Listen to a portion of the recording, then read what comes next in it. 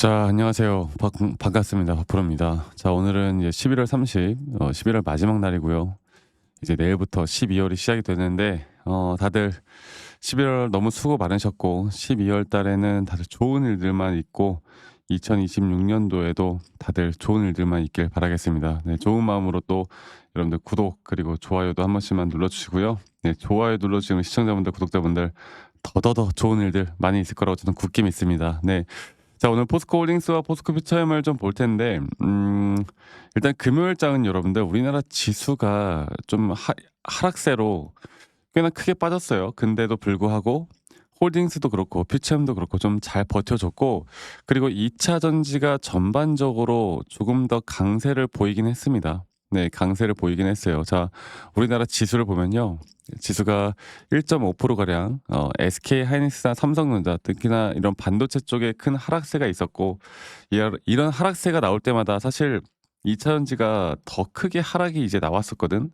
근데 제가 이제 뭐라고 했습니까? 분명 지수에 대한 저점 바닥 리스테스트 조정은 계속 나올 것이고, 이 조정 구간들이 이제 접어들면서 이 미증시가 그래도 어제 반등을 좀 하긴 했거든요. 반등을 좀 하긴 했는데 12월 달 FOMC 금리 인하에 대한 기대감들이 계속 나오고 있단 말이죠. 근데 금리 인하를 한다 하더라도 시장은 어떻게 보면 재료에 대한 소멸로 한 번 더 빠질 가능성도 있겠지만, 이제 그러한 것들이 이 재료에 대한 순환매라고 하죠. 이 재료에 대한 순환매를 만들어 가면서 우리에게 또 다른 기회를 줄 수도 있다. 이렇게 제가 이야기를 해 드리고 있습니다. 그만큼 포스코홀딩스나 퓨처엠 같은 경우도 여러분들 우리가 지금 이 단계에서 절대로 뭐 이게 조금 더 올라온다고 반등이 크게 왔다고 어설프게 왔다고 해서 이 자리에선 아직은 매수도 혹은 매도도 결정할 때는 아니다라는 걸 제가 좀 이야기를 해드리고 싶고, 우리가 보는 목표가 부분은 충분히 더 올라가서 매도할 수 있을 겁니다. 네. 그래서 많은 분들이 일단 어제 미증시를 좀 볼까요? 미증시를 보면은 우리나라 iShares ETF 시장도 하락하지 않는 선에서 어느 정도 좀 보합권으로 마무리가 되었고요. 그리고 다우존스가 중요하다고 말씀드렸죠. 다우존스가 0.6%, 나스닥이 0.65%, S&P 500도 한 0.5% 정도 상승 마감을 했어요. 그러니까 우리나라 증시를 이제 볼 때 사실 그 어떤 것보다 미증시에 대한 흐름이 너무나 중요하고, 미 선물 시장에 대한 가격이 아시아 시장의 방향성을 바꿔 놓습니다. 그리고 지금까지는 좀 아쉽게 아쉬운 흐름으로 단기적으로 뭐 조정을 좀 받는 구간들이 있었다라고 하더라도, 홀딩스 같은 경우는 그 어떤 종목들보다 그래도 좀 버텨줬어요. 최근에 리튬 쪽에 대한 투자나 또 리튬 가격에 대한 상승이나 또 전기차 EV 시장에 대한 이제 분명 달라지는 모습과, 또 2차 전지가 이제 우리가 어떻게 본다고요? AI 쪽의 섹터와 같이 속해서 볼 수밖에 없다고.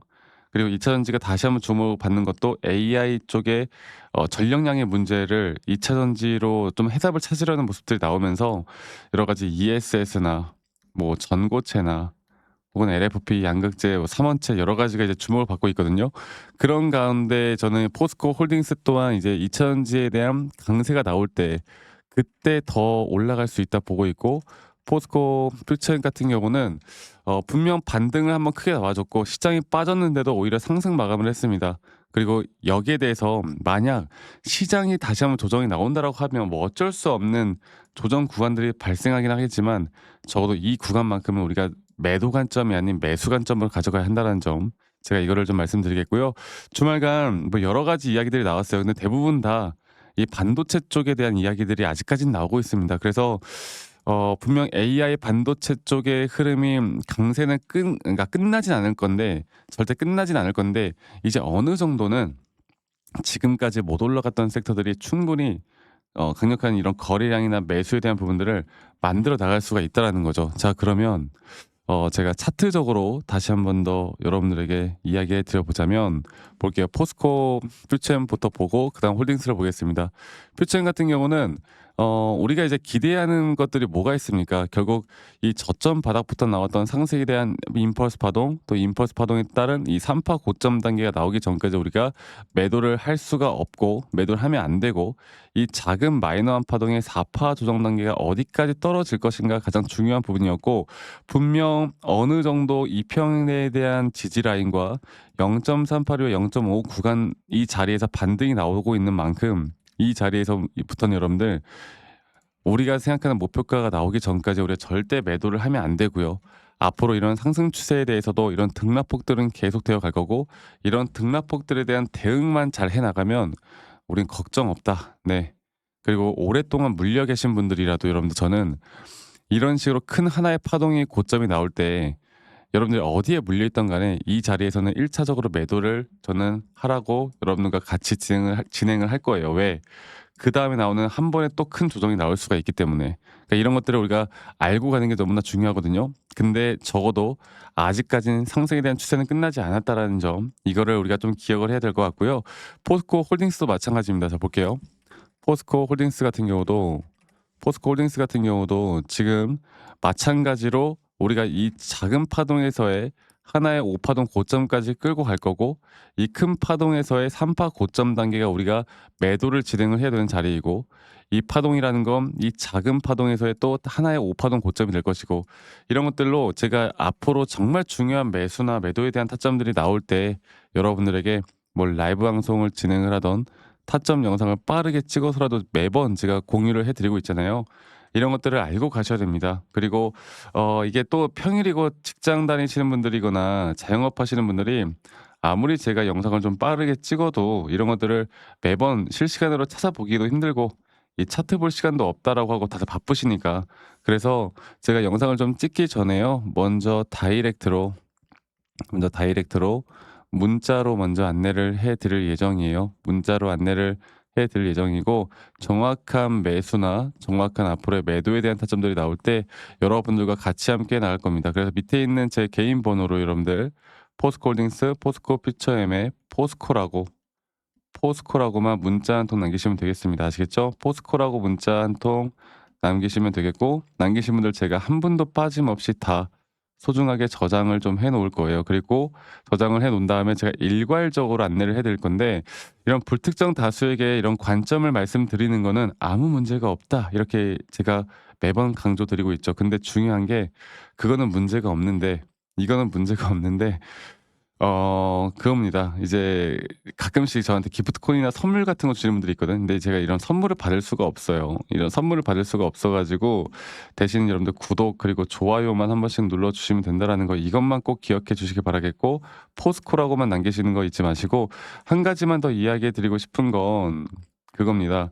제가 여러분들에게 이제 이런 타점을 말씀드릴 때마다 가끔씩 "아니 너가 그렇게 타점을 잘 잡으면 너 혼자 하면 되는 거지. 이런 걸 왜 공유를 하느냐."라고 하시는데, 여러분들 저는 이미 혼자 너무나 잘하고 있고요. 저는 미증시나 코인까지도 이 시장을 공부하고 있고, 이 시장을 공부하다 보면 개별 종목에 대한 타점을 잡아 나가는 게 어렵지가 않습니다. 아시겠죠?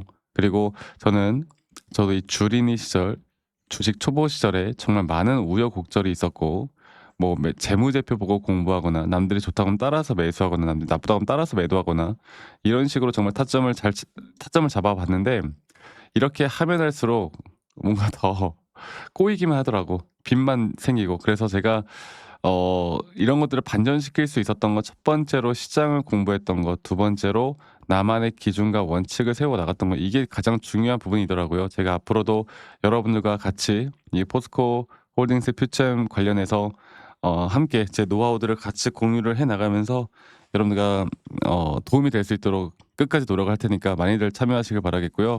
영상 말미에 제가 어떤 식으로 여러분들과 매수 타점을 잡고 어떻게 매도 타점을 잡는지, 또 앞으로 어떠한 종목들을 어떻게 잡아 나갈 건지, 여기에 대해서도 한 번 더 이야기를 해 드리도록 하겠습니다. 여러분들 영상 끝까지 꼭 시청하시길 바라겠고, 지금부터 제가 더 중요한 내용들을 말씀을 드릴 거니까 이 부분들도 꼭 참고해 보시길 바랄게요. 아시겠죠, 여러분들? 자, 제가 이제 매수나 매도에 대해서 우리가 기준이라는 걸 잡을 때 우리가 과연 하나오션을 좀 예를 들어서요. 이 하나오션에 대해서도 제가 저희 구독자분들과 또 저희 구독자방에서도 계속 함께 또 같이 이끌어가는 너무나 좋은 종목인데, 제가 이거를 저점 바닥부터 어떻게 잡아왔었는지, 그리고 이 저점 바닥을 우리가 어떻게 판단을 하고 이 저점 바닥부터 끌고 오는 이런 흐름 안에서 우리가 이제 또 개미굴이다 불리는 구간들, 또 이런 기준과 원칙에 대해서 어떻게 봐야 되는지를 한 번 더 좀 말씀을 드리도록 하겠습니다. 사실 제가 2024년도 10월 달에 나왔던 이 저점도 그렇고요. 2013년도 11월 달에 나왔던 여기가 중요했었는데, 여기서 주가가 반등이 나왔다가 한 번 더 주가를 떨어뜨리는, 특히나 이런 저점을 이탈하게 되면은 개인 투자자분들은 이런 저점 이탈 구간에서 다들 흔들릴 수밖에 없습니다. 자, 그런데 우리가 중요하게 봐야 되는 건, 이런 저점 이탈이 어떤 타점에서는 분명 정말 마지막 매수에 대한 시그널일 수 있다, 이걸 알아야 되는데요. 이때도 마찬가지로 제가 저점이 이탈이 되는 주가의 가격의 하락이 계속 나오는 구간에 분명 주가에 대한 가격은 하락이 나왔지만, 이런 RSI가 올라오는 상승에 대한 다이버전스가 걸리면서 이제 이 구간만큼, 2024년도 여기 구간만큼은 이제 우리가 무조건 끌고 가야 하는 구간이다. 그리고 상승에 대한 임펄스 파동으로, 상승에 대한 파동은 항상 이런 어떻게 보면 등락폭들이 계속 반복되는 거고, 이런 등락폭들에 대해서 우리가 단기 고점과 저점들을 잡아 나가는 게 중요한 건데요. 지금 하나오션 같은 경우도 분명 고점 뒤에 조정, 고점 뒤에 조정, 앞으로 이런 것들이 계속 반복되면서 흘러갈 겁니다. 자, 그리고 또 제가 이전에 이 휴림 로봇이라는 종목을 좀 보면서 말씀드렸었는데, 휴림 로봇 또한 이게 10월 23일이에요. 2024년도 10월 23일. 2024년도 10월 23일에도 주가가 횡보를 하다가 한 번 더 저점 이탈이 나오는 구간에서 볼게요. 주가의 가격은 하락했지만 이런 RSI 저점이 올라오는 상승에 대한 다이버전스가 나온 이후로 여기부터 어떻게 되어 가고 있습니까? 추세를 따라서 계속 등락폭은 정말 크게 나오지만, 이 추세를 깨지 않는 선에서 주가는 급등이 나오죠. 우리가 이런 것들을, 저점 매수를 내가 어떻게 해야 될까를 알아가는 게 정말 중요해요. 그리고 제가 이 휴림 로봇에 대해서 다시 한번 이야기를 드려보자면, 이게 조정 구간들이 계속 크게 나오잖아. 그러니까 조정 구간에 우리가 주가를 막 상승 구간으로 만들어 준다 하더라도, 이런 구간에 대한 저점이, 확실한 매수에 대한 저점이 나온 뒤에 하나의 임펄스 파동, 또 조정, 이렇게 또 큰 하나의 임펄스 파동이 이렇게 있는데, 이 작은 파동 안에서도 고점과 조정, 고점과 조정, 이런 것들이 반복된단 말이죠. 그리고 이거를 아마 많은 분들이 이렇게 생각할 거예요. 자, 제가 예시를 들어서 여러분들께 좀 말씀을 드려보자면, 이런 저점 바닥이 나왔어. 지금 여기서부터 지금 볼게요. 자, 지금 여기서부터 만약에 예시를 들어서 이런 식으로 저점 이탈이 나왔어. 그래서 내가 이 시그널을 보고 매수를 했어. 그 다음에 다시 한번 상승은 임펄스 파동으로 이렇게 쭉쭉쭉 올라가 주고 있고, 이 임펄스 파동에 대한 단기 고점들, 그리고 또 임펄스 파동이 끝난 뒤에 단기 조정들, 또 그렇게 끝난 뒤에 또다시 올라가는 흐름들, 이런 것들이 당장 지금에야 뭐 올라가니까 당연히 그렇게 말을 할 수 있겠다 말을 하지만, 이런 것들이 분명 눈에 보이는 그런 실력들이 있어야 됩니다. 그리고 이런 조정 구간들이 어느 정도 고점 대비 저점을 이어봤을 때 어느 구간에서 다시 한번 높은 확률로 반등이 나올 자리가 나오는지, 또 이런 것들을 매일매일 좀 체크를 하면서 우리가 잡아 나갈 만한 종목들이 또 뭐가 있을지. 결론적으로는 지금 휴림 로봇 같은 경우는 이런 식의 흐름들이 계속 반복이 되면서, 여러분들, 우리가 이렇게 잘 끌고 오고 있었고, 저는 휴림 로봇 또한 아직 5파 고점 단계가 안 나왔다 봐요. 근데 중요한 게 뭐다? 바로 우린 이제 이런 저점 바닥에서 나오는 종목들을 알아갈 필요가 있고, 제가 이런 확실한 저점 매수에 대한 부분들, 또 시장에 대한 흐름에 따라 앞으로 주목해 볼 만한 섹터들, 또 이런 종목들을 여러분들, 우리 구독자분들과 같이 함께 찾아 나가고 있습니다. 그래서 제가 여러분들께 다시 한번 말씀드리겠지만, 이런 종목들, 또 이런 우리가 히든 종목이라고 할게요. 저희 구독자방에도 많이 참여하시고, 이런 히든 종목들에 대해서 좀 공유받고 싶다라고 하시는 분들, 제가 정말 보고 있는 몇 가지 종목들을 같이 좀 공유를 해드릴 텐데, 이런 히든 종목에 대해서 공유받고 싶다라고 하시는 분들은 밑에 있는 번호로 저에게 히든이라고만 저에게 문자 한 통 남기시면 되겠고, 이러한 것들이 여러분들에게 앞으로 종목도 종목이겠지만 여러분들 스스로 타점을 잡아 나가고, 이런 종목들이 앞으로 올라가는구나, 이렇게 매수를 하는 거구나, 이런 방법과 노하우들도 알게 될 수 있는 아주 좋은 기회일 겁니다. 여러분들 히든이라고 문자 남기시는 것도 잊지 마시고 많이 꼭 참여하시길 바라겠고요. 제가 앞으로 이런 좋은 내용들과 좋은 타점들, 또 좋은 영상으로 항상 여러분들과 같이 함께 해 나갈 테니까 제 영상도 많이 시청해 주시고, 구독, 좋아요도 한 번씩만 눌러주시고요. 제가 앞으로 여러분들과 계속 이런 좋은 흐름 만들면서 우리 수익 같이 한번 내보는 시간을 가져보도록 합시다. 아시겠죠, 여러분들?